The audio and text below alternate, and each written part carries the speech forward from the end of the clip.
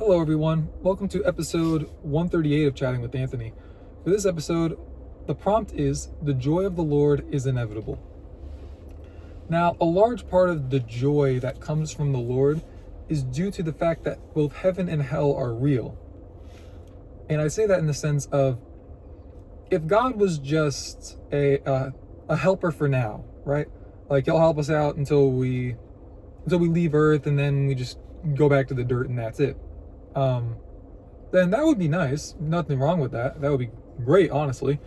But it's just that it's fleeting. It's like everything in the world that we're chasing after. But most people who are just chasing after material things, they're only looking at, for the most part, they're only looking at this life. And they'll view it typically in the sense of either there is no afterlife, or I did X, Y, and Z, and therefore I'm good in the afterlife, and so I don't have to worry about that. If I just keep doing what I'm doing, then I'm fine. And to an extent, that last part can be true if you just maintain having a saving faith in Christ, but you should be looking to grow. Now, you can take the stance that I previously mentioned and continuously grow, but it's challenging. I won't get it. I won't try to bore you with all the details, but essentially it can become a bit of a problem, right? The two kind of fight against each other. As the Bible says, you can't serve God and mammon. So you're gonna have to tote that line, and that's just a bit challenging if you focus too much on mammon, essentially. But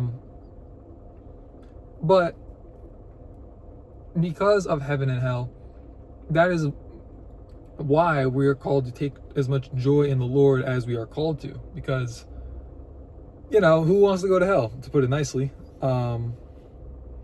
Even like as an insult, an atheist, you'll I can't say that you will, because I don't know the atheist in your life, but I have commonly heard atheists say go to hell as an insult, and people take it as it's meant as an insult, and people take it as an insult because they don't think of hell as a pleasant place to be. And the reality is, the joy of the Lord has a lot to do with the fact that we don't have to worry about what happens when we're out of here, as long as we stay with Him, as long as we maintain a saving faith in Him. Now, how do you do that exactly? You spend time with Him, you get to know Him like a friend. But it's complicated in the sense of the Bible calls us each to have our own relationship with the Lord. We aren't supposed to, like in Catholicism, for example, they say if you do these things, then you're good. And in fairness, they do leave some room for, having an individual relationship, and you don't have to just follow everything by the book per se, which is good. But people in Catholicism and in Christianity,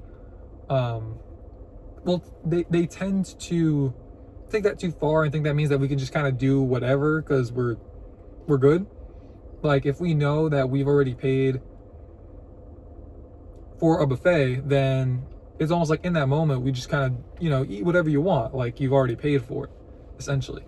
Now you might regret it afterwards. You might realize, like, I ate way too much, I don't feel good, I know that was too many calories, and now probably gonna gain some weight from that kind of thing. But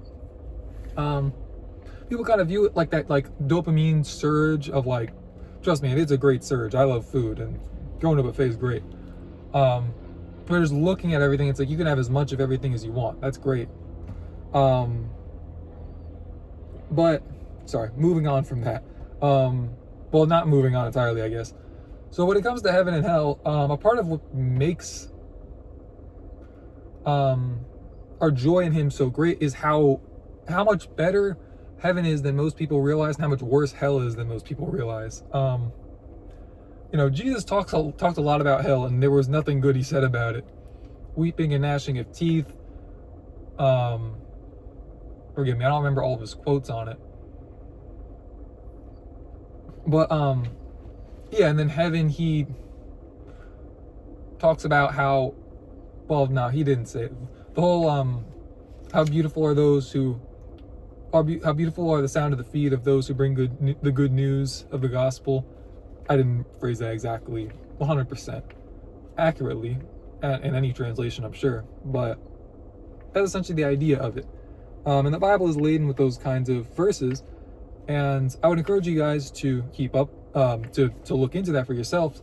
And because I don't want to be the guy who's just like, yeah, just trust me on it, bro. It's in there. Like, if you have questions about it, put them in the comments and I'll try to respond to them. And I will find more specific verses, because I know that there are specific verses in there regarding this topic.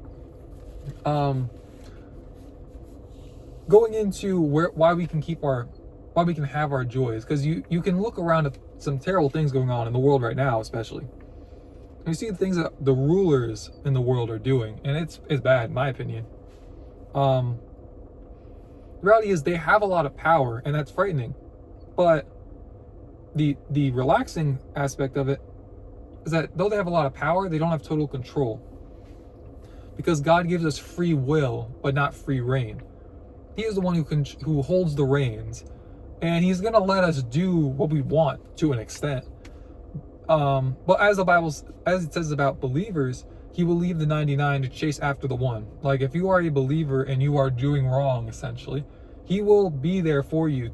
He will help you turn around, and he will be there to comfort you when you do, if you do, because you do have a choice. But he loves you enough to not intrude on your free will, but also like steer you back in the right direction, where it's like, I'm going to make your life more painful until you realize that I am all that you have. And it sounds a bit manipulative, and it is, to be honest, but manipulative in the best way, because manipulation isn't inherently evil. Just how we as humans tend to use it is usually pretty evil. And we can rejoice in hard times, regardless of whether it's because of political figures or whether it's a bad financial situation we find ourselves in, medical bills, something wrong with the car, etc., etc., family grievances, personal loss, whatever. God will enable, because we can rejoice in those hard times, because God will enable something good to come from it. It might not be something that we want. It could be that the good that comes from it is something that makes you even sadder, that dampers your emotional well-being, so to speak. But there is something good. There's always something good. You might not be able to see it. It might be something good for someone else after your lifetime. But I know that hearing that, at least my initial reaction is, well, I don't want to just do a whole bunch of suffering for people that I don't even really know. If it's for people that I do know, then that's one thing, but I don't want to suffer just so a stranger has it better. And that's a fair way to look at it, depending on what it is, I would argue. But please remember that you're the beneficiary of other people's hard times. No matter how you want to look at it, and regardless of whatever place you live, like whatever country you live in, like odds are it was taken by someone from someone. There has been slavery that's probably gone on in the various countries. And I just say that because I know it's been in certain countries. I don't have statistical data to back this up, but US, Africa, etc., China especially. But the reality is you have benefited from some people's suffering, so understand that it makes, when you think about it like that, I think it just makes it easier to be okay, at least with enduring your own suffering. And I would also like to remind you guys and myself that God freely gives enough joy to sustain, and that is regardless of your situation. He dealt with our hardships when he was here on earth.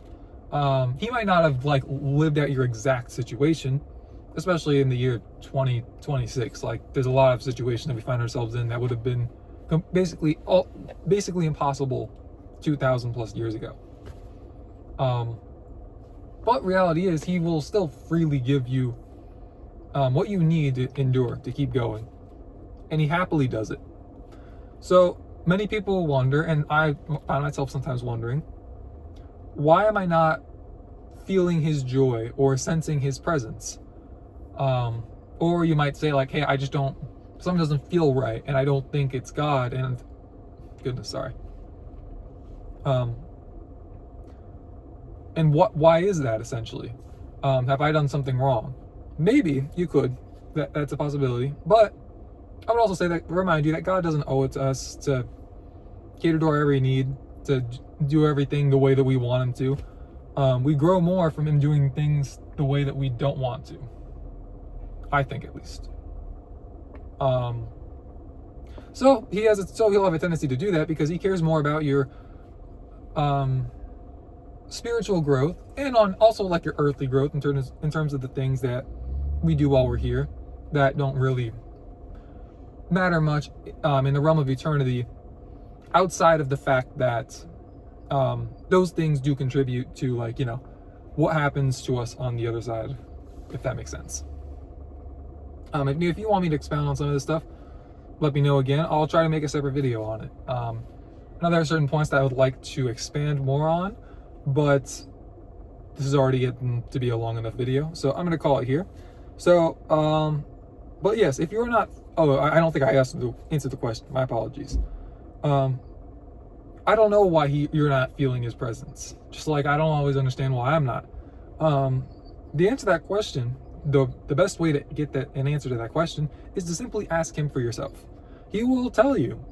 I mean, I don't know how he'll tell you exactly, but he will freely tell you. He's not trying to withhold a bunch of secrets from you in that regard, at least.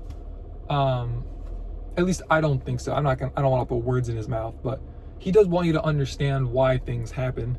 He does want to give revelation for the things of this world and the things of not of this world.